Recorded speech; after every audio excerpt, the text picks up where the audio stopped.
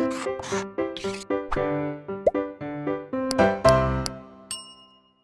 Everyone, this is Toshi Chaudhary and welcome back to Blueprint Digital. बच्चों, हम पढ़ रहे थे मैथ्स क्लास 12 का चैप्टर नंबर 11 त्रिविमीय ज्यामिति यानी 3 डायमेंशनल ज्योमेट्री यानी 3D ज्योमेट्री, जिसमें हम कंप्लीट कर चुके हैं रेखाओं से संबंधित सभी कॉन्सेप्ट्स, यानी रेखाओं की समीकरण, दो रेखाओं के बीच की दूरी, चाहे वो समांतर रेखाएं हों चाहे वो विषमतलीय रेखाएं हों, दो रेखाओं के बीच बनने वाला कोण इत्यादि। ये सब चीज़ें बच्चों हम पढ़ चुके हैं और आज हम शुरू करने जा रहे हैं समतल यानी प्लेन्स। बच्चों, जब हम रेखाओं की बात करते हैं, जब हम शुरू में रेखाएं पढ़ते हैं तो कैसे पढ़ते हैं कि रेखा क्या होती है, कोई भी दो पॉइंट आप ले लीजिए, जैसे आपने एक बिंदु ये ले लिया, एक बिंदु ये ले लिया, इन दोनों से होकर जाने वाला जो कर्व है वो हमारी रेखा है। ठीक है, तो दो बिंदु से होकर जाने वाली केवल एक ही रेखा होगी। ठीक है, कोई स्पेसिफिक रेखा होगी, वो ये हो गई। इसी तरीके से जब हम बच्चों प्लेन पढ़ते हैं यानी समतल पढ़ते हैं तो समतल क्या होता है, तीन बिंदुओं से होकर जाने वाला कर्व होता है। तीन बिंदु, जैसे हमने एक बिंदु ये ले लिया, एक बिंदु ये ले लिया, एक बिंदु ये ले लिया, इन तीन बिंदुओं से होकर जाने वाला समतल ये प्लेन, ये जो बोर्ड है, ये इन तीन बिंदुओं से होकर जा रहा है। अगर हम तीन बिंदु कैसे ले लें, एक बिंदु हमने ये ले लिया, एक बिंदु हमने ये ले लिया और एक बिंदु सपोज हमने यहाँ कहीं ले लिया। ठीक है, सपोज ये जो पॉइंट है, ये जो बैक साइड है, ये तीसरे बिंदु को रिप्रेजेंट कर रही है, हमने यहाँ ले लिया तीसरा बिंदु, तो मेरा समतल कौन सा हो जाएगा, ये वाला समतल। ये इस तरीके से जो जाएगा, जो इन दोनों बिंदु से और इस बिंदु से होकर जाएगा। ठीक है, ये तीसरा बिंदु मैं यहाँ कहीं ले लेती हूँ तो ये वाला समतल मेरा हो जाएगा इस तरीके से। ठीक है, अगर एक बिंदु आप यहाँ ले लीजिए, एक बिंदु आप इस जगह ले लीजिए, एक बिंदु आप इस जगह ले लीजिए, तो भी आपका समतल बन जाएगा। कैसे होगा, कुछ इस तरीके से जाएगा।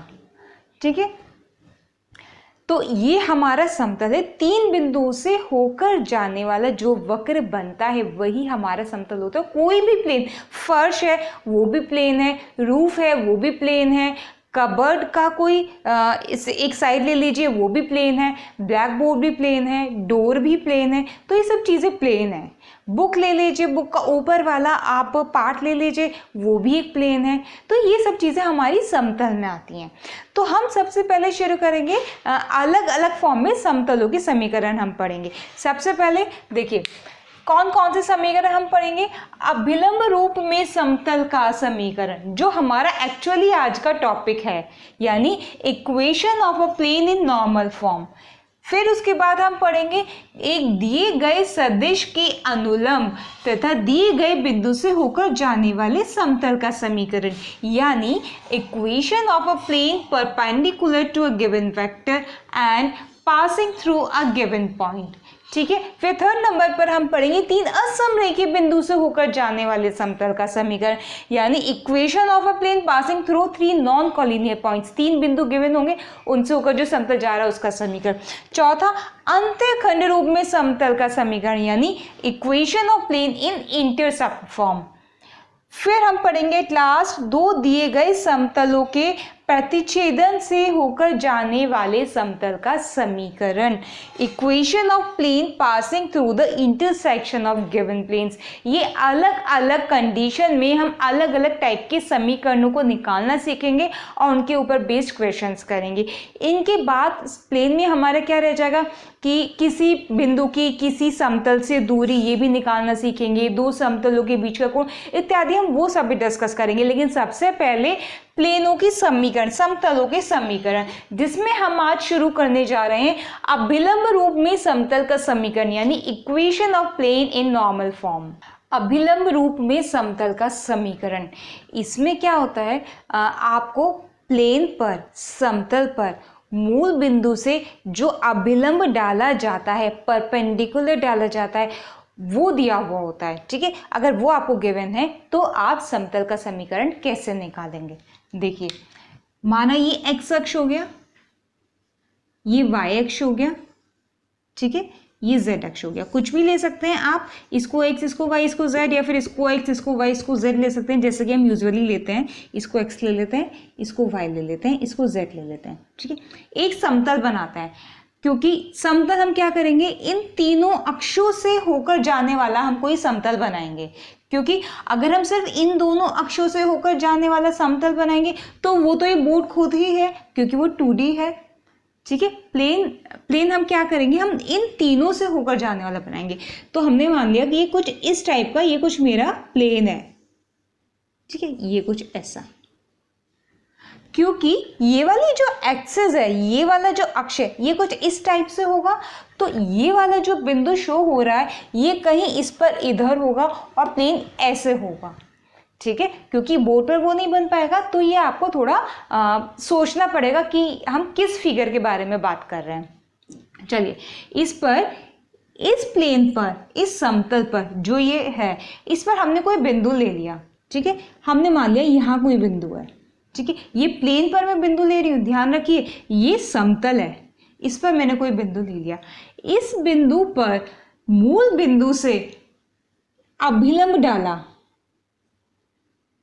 ठीक है। इस प्लेन पर, इस प्लेन के किसी बिंदु पर मूल बिंदु से अभिलंब डाला। इस प्लेन पर मैंने अभिलंब डाल दिया। मान लीजिए कि ये मूल बिंदु है, ठीक है, और मान लीजिए कि ये समतल है जो व्हाइट बोर्ड है, तो अभिलंब कैसे डलेगा, यहां से ये डलेगा अभिलंब, ठीक है। ये समझने में थोड़ा ज़्यादा इजी है, वो समझने में इसके कंपैरिजन में मुश्किल है, क्योंकि आपको 90 डिग्री का एंगल भी नहीं दिखाई देगा, ठीक है। तो इस वाले पॉइंट से अगर मैं इस वाले प्लेन पर परपेंडिकुलर डालूंगी तो ये डल जाएगा और ये एंगल 90 डिग्री हो जाएगा। और जब ये एंगल 90 डिग्री हो जाएगा तो इससे होकर जाने वाली जितनी भी रेखाएं होंगी, इस पॉइंट से होकर जाने वाली वो सब रेखाएं इससे 90 डिग्री के कोण पर ही होंगी, ठीक है। ये मैं इसलिए बता रही हूँ कि इस चीज को मैं यहाँ पर अभी यूज करने वाली हूँ। तो इसमें क्या आपको अभी तक क्या दिया है, सिर्फ अभिलंब। अभिलंब आपको गिवन है, ये मूल बिंदु है, ये समतल है, समतल पर किसी बिंदु पर हमने लंब डाल दिया, ये अभिलंब हो गया। और हमने मान लिया कि ये d दूरी का अभिलंब है, ठीक है। हमने मान लिया कि इस अभिलंब की जो लंबाई है वो d है। इसको कोई भी नाम दे दीजिए, n दे दीजिए, ठीक है। अब क्योंकि हमें समतल का समीकरण निकालना है तो जनरल इक्वेशन निकालेंगे, व्यापक समीकरण निकालेंगे। तो उसके लिए कोई बिंदु यहाँ पर मान लीजिए कि यहाँ पर कोई बिंदु है P समतल पर, और x y z, ये r मान लिया हमने, इसका पोजीशन वेक्टर है, स्थिति सदिश। ये बिंदु P है, ये ओरिजिन है, ये स्थिति सदिश r है, ये बिंदु n है समतल पर ही, और ये जो d है ये अभिलंब है, ठीक है।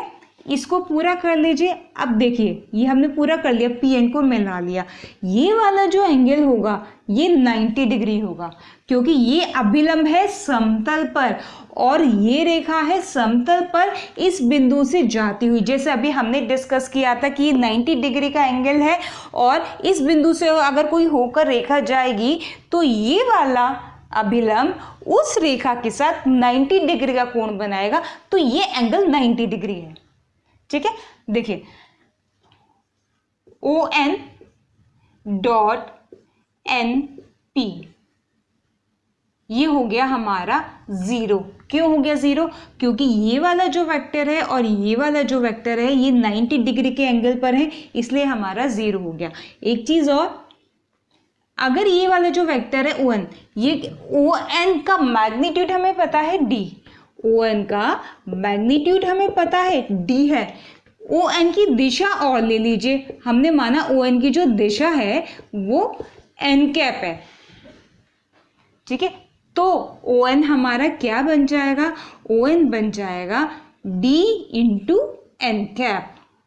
ओ एन क्या है, ये जो हमने यहाँ लिखा है ये d इंटू एन कैप है, जहाँ पर d इसका मापांक है और n इसकी दिशा है, ठीक है। तो ये है हमारा ओ एन, एन पी, ठीक है। ये O N dot N P बराबर 0, इसमें कोई भी परेशानी नहीं होनी चाहिए, ठीक है। ये वेक्टर नहीं आएगा, अदिश ही आएगा, क्लियर। चलिए ओ एन लिख लीजिए, ओ एन कितना आ गया, डी एन आ गया आपका dn डॉट np बराबर 0।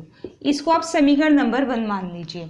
अब ये जो हमारा त्रिभुज बना है ONP, इसमें त्रिभुज का नियम लगाएंगे जो हम यूजुअली लगाते हैं। त्रिभुज का नियम लगाने से क्या आएगा, ON प्लस NP बराबर OP।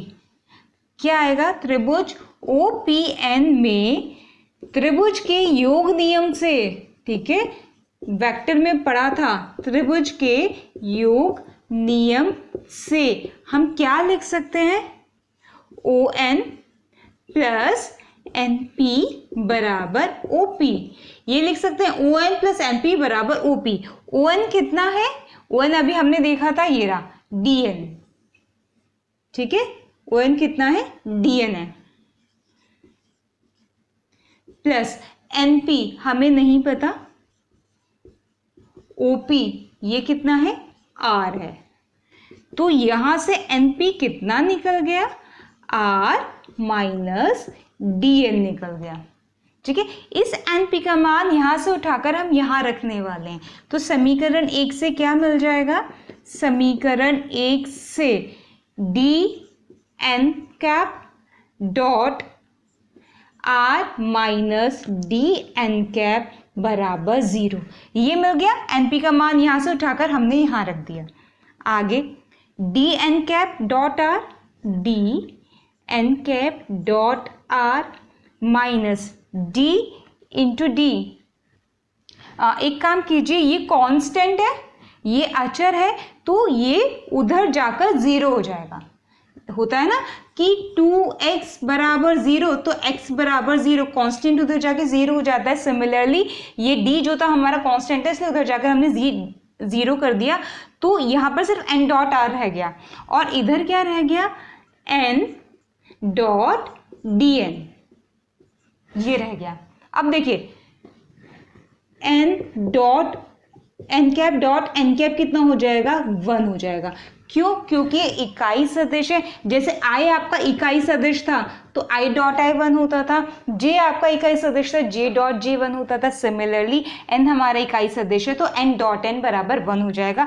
इसका मतलब n डॉट n 1 हो जाएगा। ये तो अचर है, ये तो बाहर आ जाएगा, इसको तो हम क्या लिख लेंगे, d n cap dot n cap लिख लेंगे।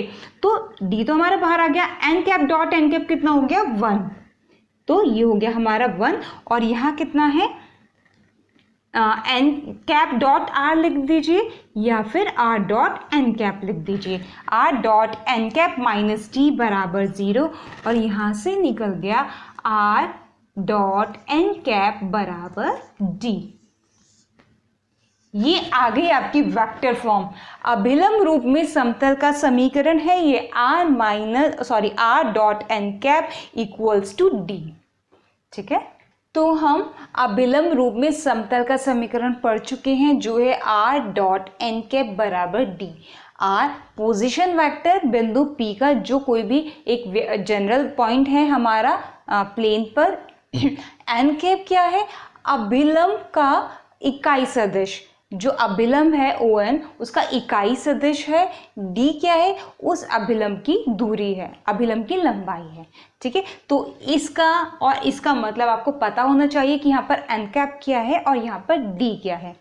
आगे अब हम क्या करेंगे, ये सदिश रूप में हमारा आ गया, अब हम इसको कार्तीय रूप में निकालेंगे। कार्तीय रूप में निकालने के लिए सबसे पहले इन दोनों को आप बताइए r क्या है, क्योंकि r पॉइंट ये क्या है, हमारा p पॉइंट जो है xyz है, तो इसको हम घटक रूप में लिखेंगे। r तो कितना आ जाएगा, xi plus yj plus z के आ जाएगा। n कैप देखिए, अगर आपके पास ON वेक्टर होता तो आप इसको लिख सकते थे ai plus bj plus ck, ठीक है। लेकिन यहाँ पर ये आपका यूनिट वेक्टर है, इकाई सदिश है, तो आप यहाँ पर a b c नहीं लिखेंगे, आप यहाँ पर लिखेंगे li plus mj plus nk। यहाँ पर हम लिखते डायरेक्शन रेशियोज, लेकिन इकाई सदिश की जब इकाई सदिश होता है तो हम घट के फॉर्म में जब लिखते हैं तो हम लिखते हैं LMN यानी डायरेक्शन कोसाइंस। ये डायरेक्शन रेशियोज और ये डायरेक्शन कोसाइंस, ठीक है। तो चलिए r ये हो गया, n ये हो गया। आपको पता है डायरेक्शन कोसाइंस क्यों लिखते हैं? पहले भी शायद हम इस बारे में डिस्कस कर चुके हैं। क्योंकि इसका जो मापांक है एन कैप का जो मापांक है वो 1 होगा क्योंकि इकाई सदिश है। और ज़रा इसका मापांक निकालिए इस वाली कंडीशन में, तो कितना बैठेगा? L square plus M square plus N square under root, और ये वाली वैल्यू हमारी 1 होती है, तो इसका मापांक हमारा 1 आ गया। इसलिए जब भी इकाई सदिश होगा तो आप उसको घटक रूप में इस तरीके से मानेंगे, ए बी सी ना लेकर, यानी डायरेक्शन रेशियोज ना लेकर एल एम एन लेंगे, यानी डायरेक्शन कोसाइंस लेंगे। ठीक है, चलिए आर हो गया, एन हो गया, ये तो हमारा ऑलरेडी स्केलर है। ये दोनों वैल्यूज यहाँ पर रख दीजिए, कितना आएगा?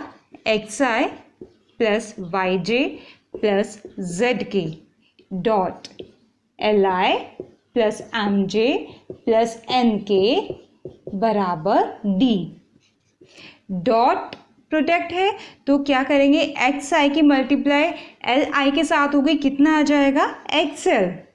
इसकी इसके साथ होगी तो आ जाएगा वाई एम, और इसकी इसके साथ होगी तो आ जाएगा जेड एन, और इधर बचा डी। ये आ गया आपका कार्तीय रूप में समतल का समीकरण। ये आ गया आपका अभिलंब रूप में समतल का समीकरण कार्तीय रूप में। ठीक है, कार्टेशियन फॉर्म में, जैसे वेक्टर फॉर्म थी, होगी कार्टेशियन फॉर्म। क्लियर? अब ये दोनों चीज हमारी आ गई है। अब ना हमें 2 समीकरण और देखने को मिलती हैं, एक सदिश रूप में और एक कार्तीय रूप में। वो दोनों समीकरण कौन सी है? वो बहुत इंपॉर्टेंट है क्योंकि वो इनके साथ साथ ही चलती है, तो उनका पता होना ज़रूरी है, और उनकी टर्म्स क्या कहती हैं वो भी पता होना ज़रूरी है। देखिए, आर डॉट एन कैप बराबर डी, आर डॉट एन बराबर डी। एक तो समीकरण ये है, ये सदिश रूप में है, ठीक है, और कार्टेशियन रूप में है, कार्टेशियन फॉर्म में है A X plus B Y plus C Z बराबर डी। तो जैसे अभिलंब रूप में हमारी ये और ये दोनों समीकरणें होती हैं पैरेलली, इनके साथ साथ ही ये दोनों समीकरणें भी चलती हैं, लेकिन ये वाला डी और ये वाला डी अलग है, ये वाला वेक्टर और ये वाला वेक्टर अलग है। आपको ध्यान रखना होता है क्वेश्चन करते टाइम पर कि आप इस फॉर्म का यूज़ कर रहे हैं या इस फॉर्म का यूज़ कर रहे हैं। देखिए, जैसे आपके पास ये वाला समतल का समीकरण था, आर डॉट एन कैप बराबर डी, ये इकाई सदिश है। इसमें अगर मैं इसके मापांक से मल्टीप्लाई कर दूं तो ये डायरेक्शन और ये मैग्नीट्यूड, ये क्या बन गया? ये बन गया। भाई कोई भी वेक्टर में 2 चीज़ें होती हैं, एक तो उसका मापांक और दूसरा उसका मैग्नीट्यूड। ठीक है, ये एक तो उसका मापांक और दूसरी इसकी दिशा, ये दोनों चीज़ें होती हैं। तो ये मापांक है, ये दिशा है, इन दोनों को मिलाकर मेरा वेक्टर बन गया। तो वही चीज़ यहाँ की है, ये इकाई सदिश था, यहाँ पर मापांक नहीं था, या कह लीजिए कि मापांक 1 था, तो यहाँ दिशा है या मापांक है, दोनों चीज़ को कंबाइन करके लिख दिया हमने एन वेक्टर। अब क्योंकि हमने एन मापांक से, एन के मापांक से इधर गुणा की है, तो हमें एन के मापांक से इधर भी गुणा करनी होगी। तो लेफ्ट हैंड साइड में बाईं तरफ हमारा क्या बन गया? R vector dot N vector, और राइट हैंड साइड में यानी दूसरी तरफ हमारा क्या बन गया? इसको हमने किसी दूसरे स्केलर का नाम दे दिया, सपोज डी दे दिया। ठीक है, डी इंटू एन मॉडुलस हमारा हो गया कैपिटल डी, ये। ठीक है, तो ये क्या हो गया? ये मेरी ये वाली फॉर्म आई है। बस इन्होंने क्या किया है, कैपिटल डी ना देकर यहाँ पर स्मॉल डी दे दिया गया, क्योंकि स्टैंडर्ड फॉर्म यही होती है। अब देखिए, अगर यहाँ पर जो ये डी है, यहाँ पर ये डी क्या है? यहाँ पर तो डी थी ये वाली दूरी, लेकिन यहाँ पर ये डी नहीं है, यहाँ पर ये डी है ये दूरी इनटू इस वाले वेक्टर का मापांक। ठीक है, तो आपको जो समीकरण है, आपने ये दोनों समीकरण याद करनी है और ये दोनों याद करनी है, लेकिन ध्यान रखना है कि क्वेश्चन जब आएगा तो कहीं ऐसा ना हो कि आप एन वेक्टर यूज़ कर रहे हैं और ये वाला डी यूज़ कर रहे हैं, या एन कैप यूज़ कर रहे हैं और ये वाला डी यूज़ कर रहे हैं। ठीक है, तो इंटरचेंज नहीं होना चाहिए। अब हम इसके ऊपर बेस्ड क्वेश्चन करेंगे, हमें पता चल जाएगा, आप लोगों को पता चल जाएगा कि इन इक्वेशंस को किस तरीके से यूज़ करना है। क्लियर? ये हमारा एनसीईआरटी का उदाहरण है। उस समतल का सदिश समीकरण ज्ञात कीजिए जो मूल बिंदु से 6/√29 की दूरी पर है और मूल बिंदु से इसका अभिलंब सदिश ये है। ठीक है, देखिए जब हमारे पास थोड़ी देर पहले अभी एक प्लेन था, उसमें क्या था, इससे यहाँ पर एक लंब डला हुआ था, परपेंडिकुलर था। यहाँ हमारा बिंदु P था, x y z, और ये दोनों एक दूसरे पर परपेंडिकुलर थे। ठीक है, ये दूरी हमारी d थी, ये O था, ये n था। ON वेक्टर क्या था, dn, ये था हमारा। d इसकी डिस्टेंस थी और n क्या था, n कैप इसकी दिशा थी। ठीक है, अब देखिए उस समतल का सदिश समीकरण ज्ञात कीजिए जो मूल बिंदु से इतने की दूरी पर है। ये जो गिवन है ये इतने की दूरी पर है मूल बिंदु से दूरी क्या है, स्मॉल d। ये ON की जो दूरी है, बिंदु O और बिंदु N के बीच की जो दूरी है वो ये गिवन है। यानी जो हमने पहली फॉर्म निकाली थी r.n कैप बराबर d, ये वही d है, ये दूरी है। ठीक है, आगे देखिए, और मूल बिंदु से इसका अभिलंब, मूल बिंदु से इसका जो अभिलंब है, ये अभिलंब सदिश वो ये है। अब यहाँ देखिए मूल अभिलंब सदिश दिया हुआ है आपको, यानी आपको ON वेक्टर दिया हुआ है, लेकिन इस फॉर्मूले में क्या है, n कैप। ठीक है, इस फॉर्मूले में n कैप है। अगर आपको ये वाला फॉर्मूला लगाकर समतल का समीकरण निकालना है तो आपको n कैप और d पता होने चाहिए, जिसमें से आपको d पता है लेकिन n कैप नहीं पता, लेकिन n वेक्टर पता है। तो जब आपको वेक्टर पता है, सदिश पता है, तो आपका उसका इकाई सदिश निकल जाएगा। ठीक है, यहाँ पर आप जो आपको वेक्टर गिवन है, हमने माना ये ON ही है, ON हो गया 2i - 3j + 4k, ये वेक्टर गिवन है। तो n कैप कितना हो जाएगा, यानी ON कैप मतलब ON की जो दिशा, n कैप कितना हो जाएगा, ON/ON मॉडुलस। इस वेक्टर का, इस वाले सदिश का इकाई सदिश ये हो जाएगा, सदिश डिवाइडेड बाय इसका मैग्नीट्यूड। तो आप निकाल दीजिए इकाई सदिश, ये तो यही है 2i - 3j + 4k upon ON vector का मैग्नीट्यूड यानी √4 9 16 कितना हो गया, 29 हो गया, √29 यानी 2/√29i - 3/√29j + 4/√29k, ये आ गया मेरा n कैप, ये। ठीक है, ये हमारे पास था और ये हमने निकाल दिया। अब क्या करना है, अब n कैप का मान और d का मान इस वाली समीकरण में रख देना है, हमारा अभिलंब का समीकरण आ जाएगा। ठीक है, चलिए, इसलिए समतल का समीकरण क्या हो जाएगा, r.n कैप यानी ये वाला vector 2/√29i - 3/√29j + 4/√29k। r.n cap बराबर d यानी वो वाली दूरी, यानी 6/√29। ये आ गया आपका समतल का समीकरण। हमारा नेक्स्ट क्वेश्चन, समतल 2x - 3y + 4z - 6 = 0 की मूल बिंदु से दूरी ज्ञात कीजिए। आपको क्या दिया हुआ है, समतल का समीकरण दिया हुआ है और आपको उसकी मूल बिंदु से दूरी यानी d, जो हमने स्टार्टिंग में d ली थी ना, O से n तक के बीच की डिस्टेंस, वो निकालनी है d। अब देखिए ये आपको कार्टेशियन फॉर्म में दिया हुआ है, कार्तीय रूप में? कार्तीय रूप में हमारे पास दो समीकरण थे। कौन कौन से? जो हमने ओरिजिनली निकाला था शुरू में, वो था Lx plus My plus Nz बराबर 0।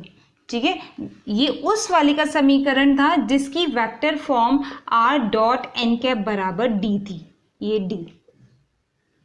ठीक है, ये थी। उसमें क्या था, इसमें भी ये d हमारी लंब दूरी थी, अभिलंब की दूरी थी, और ये वाली d भी थी। लेकिन जो हमारे बाद में जो दो समीकरणें हमने पढ़ी थी वो क्या थी, r डॉट n बराबर d, और इधर थी ax plus by plus cz बराबर d, इधर ये थी। लेकिन इधर ये जो हमारी d थी दोनों, ये हमारी मूल बिंदु से प्लेन की दूरी नहीं थी, इनमें चेंजेस थे। ये है तो d, बट ये d ये वाला d नहीं था। ठीक है, क्योंकि स्टैंडर्ड फॉर्म में इक्वेशन यही है, इसलिए हमने इसको ऐसा लिखा था, जिसको हमने कैपिटल D भी लिखा था। ठीक है, तो अब हमें क्या करना है, अगर हमें मूल बिंदु से दूरी ज्ञात करनी है तो सबसे पहले तो हमें इसको इस फॉर्म में बनाना होगा, क्योंकि ये कार्तीय रूप में है। तो इसलिए अब अभी हम इसकी बात नहीं कर रहे, वेक्टर फॉर्म की बात नहीं कर रहे, अभी हम इन दोनों समीकरणों की बात करते हैं, इसकी और इसकी। ठीक है, इन दोनों समीकरणों में कौन सा d प्रदर्शित करता है मूल बिंदु से समतल के बीच की लंबवत दूरी को, ये वाला d। यानी अगर ये वाली समीकरण ये है तो ये d मेरा आंसर है, यानी बराबर 6 हो जाएगा उधर जाके, ये 6 मेरा आंसर हो जाएगा। लेकिन अगर ये समीकरण ये है तो मुझे इसमें चेंजेस करने पड़ेंगे। ठीक है, तो सबसे पहले तो हमें ये पता होना चाहिए कि ये वाली समीकरण है या ये वाली समीकरण है। ठीक है, अब देखिए ये यहाँ पर क्या था, LMN था, LMN यानी डायरेक्शन कोसाइंस। क्या प्रॉपर्टी होती है, L square plus M square plus N square बराबर 1 होता है, ये प्रॉपर्टी होती है। ज़रा इस प्रॉपर्टी को चेक कीजिए कि यहाँ पर फिट बैठ रही है नहीं बैठ रही है। चलिए, LMN 2 - 3 4, L स्क्वायर 4 प्लस -3 का स्क्वायर 9 प्लस 4 का स्क्वायर 16, ये तो 1 के बराबर नहीं बैठ रहा। इसका मतलब ये वाली समीकरण नहीं है। तो ये वाली समीकरण, इसका मतलब ये वाली समीकरण है, और ये मेरे ABC है, डायरेक्शन रेशियोज है n के। ठीक है, अब देखिए, अब ये आपके ये है। ठीक है, तो अब आपने क्या करना है, अब आपने इस वाली समीकरण को इस वाले रूप में बनाना है, ताकि जब मैं इस वाले रूप में बना लूँ तो ये मेरा आंसर आ जाए। ठीक है, क्योंकि यहाँ पे ये मेरा आंसर नहीं है। अब देखिए हम इसमें कैसे बनाएंगे, आपको इस वाली समीकरण को जब आप इस वाली समीकरण से कंपेयर करेंगे, तुलना करेंगे, तो यहाँ से आपको a कितना मिलेगा 2, b मिलेगा -3 और c मिलेगा 4। ठीक है, आपने पढ़ा होगा कि जब आपको डायरेक्शन रेशियोज गिवन होते हैं तो आप डायरेक्शन कोसाइंस कैसे निकालते हैं, L बराबर कैसे निकालते हैं, a/√a square plus b square plus c square. याद आया, m बराबर b/√a square plus b square plus c square, और n बराबर c/√a square plus b square plus c square, ऐसे ही निकालते हैं। तो चलिए LMN निकाल दीजिए। L बराबर कितना है 2/√2 स्क्वायर 4 -3 स्क्वायर 9 4 स्क्वायर 16 29 √29 आ गया। इसी तरीके से m बराबर कितना आ गया b, यानी -3/√29 आ गया, और n कितना आ गया 4/√29 आ गया। ठीक है, LMN हमारे आ गए। तो अब आप देखिए हमने क्या करना है यहाँ पर कि ये जो हमारी इक्वेशन गिवन है इसको हमें इस फॉर्म में बनाना है। कैसे बनाएंगे, देखिए ax plus by plus cz बराबर d है। यहाँ पर आप डिवाइड कर दीजिए a square plus b square plus c square से, यहाँ पर डिवाइड कर दीजिए a square plus b square plus c square से, यहाँ भी डिवाइड कर दीजिए a square plus b square plus c square से, और यहाँ भी कर दीजिए। ठीक है, ये आपने कर दिया। ये क्या बन गया, ये बन गया। क्योंकि ये L है और L का मान हम निकाल चुके हैं 2/√29। तो मैं a/√a² plus b² plus c² जो कि हमारा L है उसकी जगह पर मैं लिखने जा रही हूँ 2/√29 और ये हो गया x। Similarly b/√a² plus b² plus c² की जगह मैं रखने जा रही हूँ ये -3/√29 y और इसी तरह इसमें करने जा रही हूँ 4/√29 z। ये वाला अब हमारा इस फॉर्म में बन चुका है। अब राइट हैंड साइड करते हैं। राइट हैंड साइड इधर कितना आ जाएगा d जो हमें गिवन था 6 था, ठीक है, ये हो गया 6 अपॉन ये जो हर है इसको सॉल्व करके √29 आ जाएगा, ये आ गया।